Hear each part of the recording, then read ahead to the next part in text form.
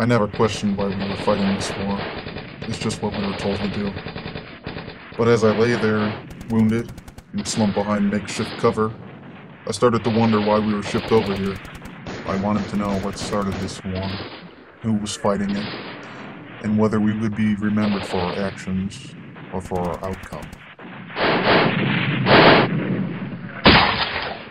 But maybe that was just all above me. After all, I was only a number.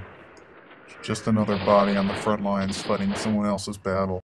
I was lucky enough to get out as quick as I did. I'm still not even sure why I joined up for this war. But there I was, straight out of high school, ready to serve my country. There wasn't much of a physical examination at the recruitment office. They just needed bodies to throw at opposing bodies. It was more of a questionnaire than anything. The one that really stuck out was when the doctor asked me if I knew what I was fighting for. I had never really thought about it, but if our country was willing to start a war over it, it must have been important.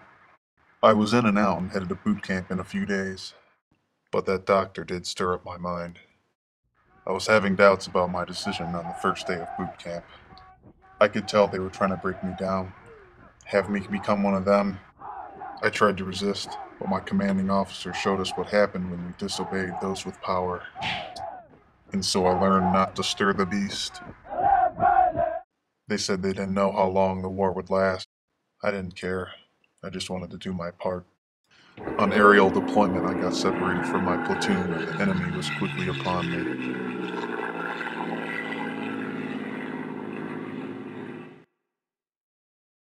I could see them in the distance scouring the forest for me.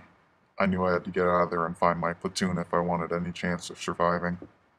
So I took my best guess and ran towards where I thought they should be. Luckily, I ran into them. I tried to explain that there were enemies around our position, but I was too late.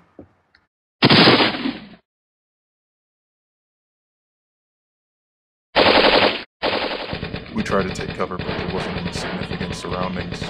Luckily, the battle was over with a few well-placed shots.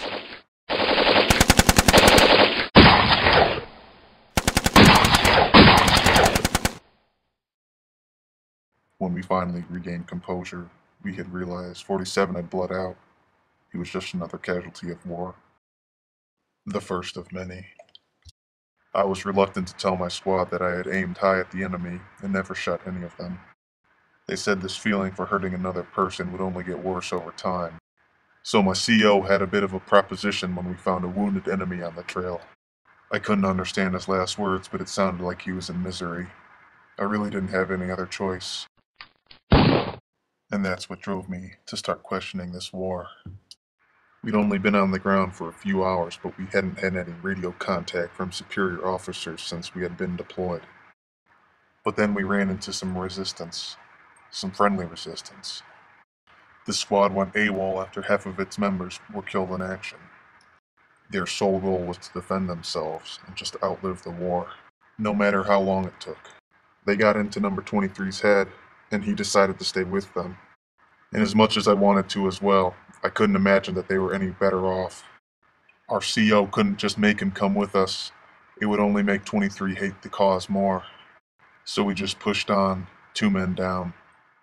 And looking back, I think it would have been worth it to have gone AWOL.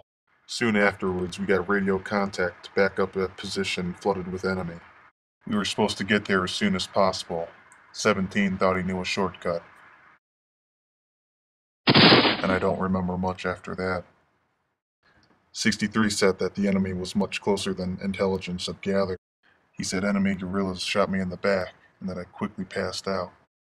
They kept on carrying me, following an eruption of gunfire that they found out was the platoon we were looking for. I woke up in the middle of the battle, where my story first began. I couldn't tell if it was late at night, or if the dirt and smoke was just blocking out the sun. But then there was the sound of a saving grace.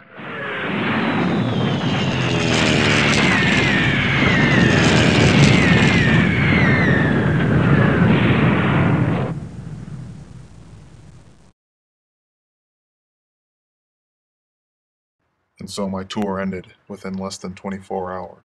When I got back to the mainland, I tried to forget about the war. Too many questions were left unanswered.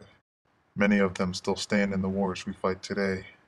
And yet I still sit here, only a statistic of that war, just to be forgotten when the next war comes along, still not knowing what I really fought for, nor if I had any real impact, only that I was just another follower and another number.